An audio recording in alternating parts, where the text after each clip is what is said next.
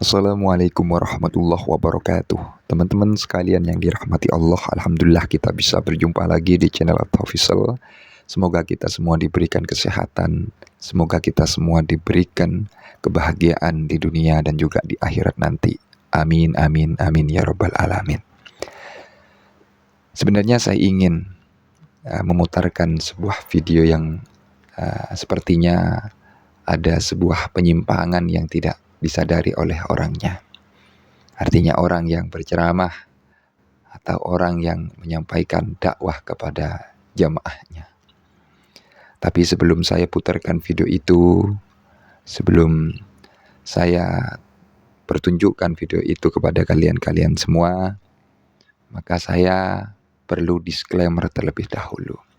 Karena akhir-akhir ini banyak dari para komentator atau penyimak yang tidak sempat berkomentar kepada channel At-Tafisal akan tetapi memiliki sebuah prasangka yang dimana menganggap channel ini sebagai channel yang sering mengkritiki, memiliki rasa benci kepada habaib, dan itu tidak bisa dibenarkan. Perlu Anda pahami, perlu Anda ketahui, yang namanya orang ngeritik itu berarti kan orang yang sayang, orang yang masih peduli, orang yang masih menjunjung sebuah kebenaran. Artinya apa? Kalau salah, buat apa mau dipertahankan? Contoh seperti sombong-sombongan terhadap nasabnya, ya artinya congkak lah. Karena memiliki nasab mulia, mengatakan di dalam tubuh kami ada darah mulia. Nah, itu hal-hal yang perlu diluruskan. Jadi karena saya mendengar itu dan saya sempat membaca tentang hadis bahwasanya mengandalkan nasab adalah tradisi jahiliyah, lalu saya ingatkan. Jadi kalau berbicara tentang ilmu ini tidak pandang bulu. Siapa saja kalau salah, kita mesti mengkritiki, kita mesti kasih tahu, kita luruskan. Seperti itu. Walaupun dia kiai, walaupun dia gus, walaupun dia habib, walaupun dia sayyid, kalau sudah salah ya salah, kita luruskan.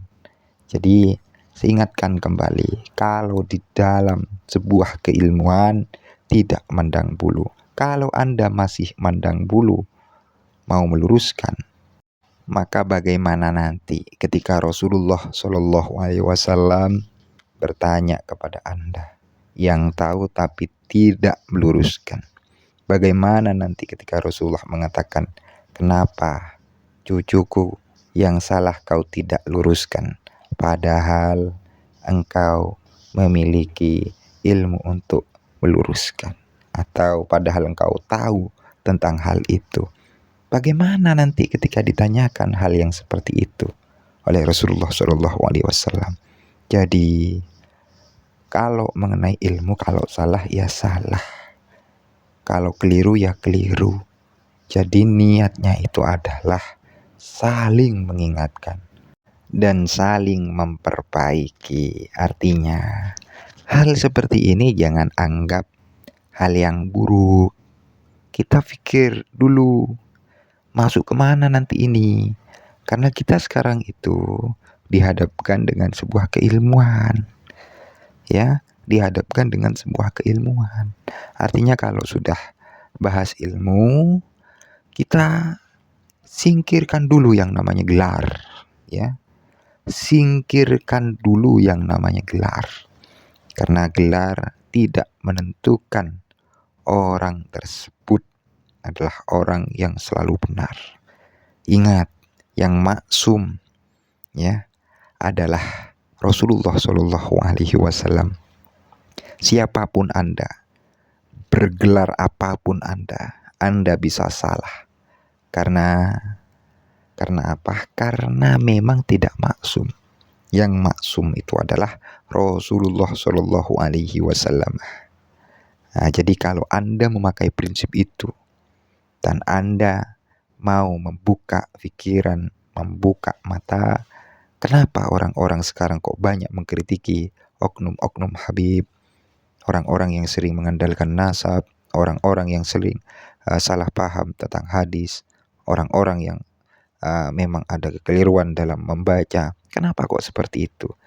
Jawabannya adalah karena kami semua, kita semua ingin membumikan yang namanya keilmuan, pengetahuan, bukan mengandalkan nasab. Jadi gitu.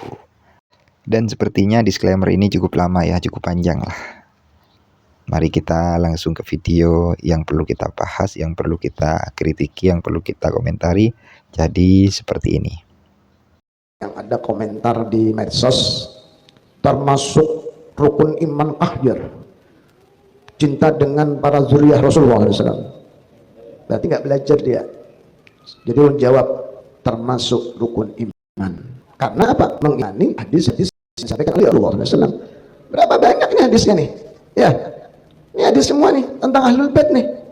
Ini semua hadis-hadis tentang keutamaan daripada keluarga Nabi Muhammad SAW. 60 hadis. 60 hadis yang di kitab ini saja, belum lagi kitab-kitab yang lain, belum di kitab-kitab ulama-ulama yang lain. Ada yang kitabnya sampai seini, ada yang beberapa juz, banyak hadisnya itu. Jadi hati-hati kalau ada suara-suara sumbang ini yang melajari, membawai kita untuk kendor, kada percaya, kendor cinta dengan para habaib, dengan para zuriyah Nabi. Hati-hati, jangan diikuti, karena taruhannya imannya. Banyak riwayatnya. Ya, kita menyampaikan aja. Kalau nggak percaya, berarti nggak percaya dengan Nabi kita Muhammad SAW. Orang awam atau orang yang cerdas tapi tidak sempat berpikir tentu sepakat dengan apa yang sudah disampaikan oleh orang barusan. Artinya kalau kita mau berpikir, maka kita akan bertemu di titik yang sama. Artinya orang ini masih tidak fokus kepada pembahasan lalu digiring kepada keimanan seseorang gara-gara mempermasalahkan Habib-Habib yang sekarang. Artinya yang saya maksud Ubaidillah itu kan adanya barusan. Ya artinya setelah Ahmad Al-Muhajir ataupun Isa Ar-Rumi. Jadi kesimpulannya apa?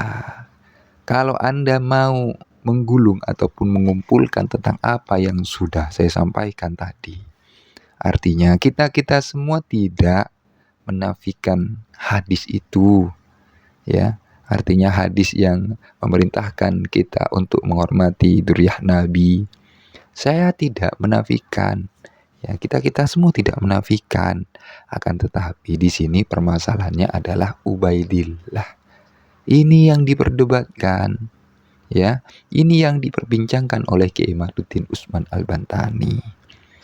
Jadi kalau kita pahami dengan pemahaman apabila orang yang tidak meyakini Ubaidillah adalah orang yang kurang imannya, atau dianggap dengan anggapan bahwasannya tidak beriman kepada Nabi Muhammad, ya, maka hal itu keliru.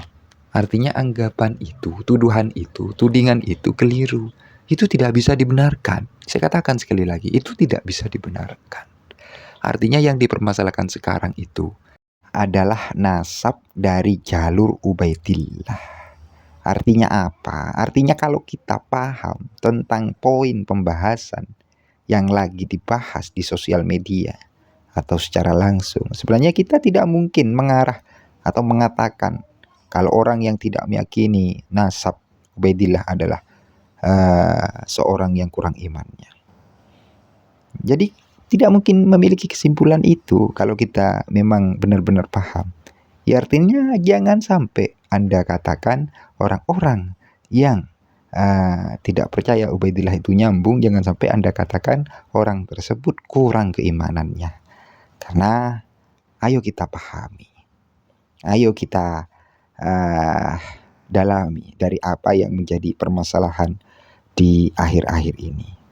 Jadi kalau kita paham tidak mungkin ya mengatakan kurang keimanannya lah, kurang satu, kurang berapa lah ya. Lucu sebenarnya kalau saya lihat dari orang-orang yang beranggapan seperti itu, lucu. Jadi salam akal sehat, salam akal waras. Secara keyakinan, secara pribadi saya akan mengatakan Saya masih memiliki keyakinan Ubaidillah itu adalah keturunan Ahmad Al-Muhajir bin Isa Ar-Rumi.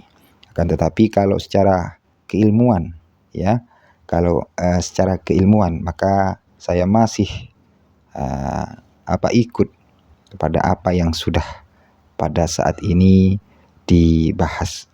Artinya kalau masih belum ada orang yang membantah argumentasi atau tesis Kemaluddin Utsman Al-Bantani, maka ya tidak bisa saya taslim. Artinya ini kalau di dalam bidang keilmuan. Kalau memang nanti ada orang-orang yang membantah secara ilmiah dan Kemaluddin terbantahkan, maka saya juga taslim. Karena memang kita beragama itu ya dengan dalil, kan seperti itu ya, dengan sebuah rujukan.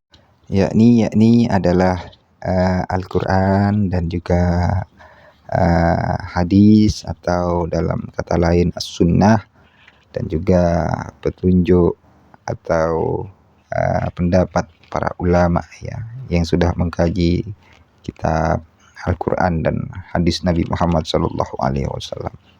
Ya, artinya semoga ke belakangnya ada yang membantah dari apa yang sudah disampaikan oleh Kemaluddin Utsman Al-Bantani. Jadi seperti itu. Salam sehat, salam akal waras dari channel At-Hafizul. Apabila ada kesalahpahaman, saya mohon maaf sebesar-besarnya. Itu saja mungkin. Akhirul qaul. Wassalamualaikum warahmatullahi wabarakatuh.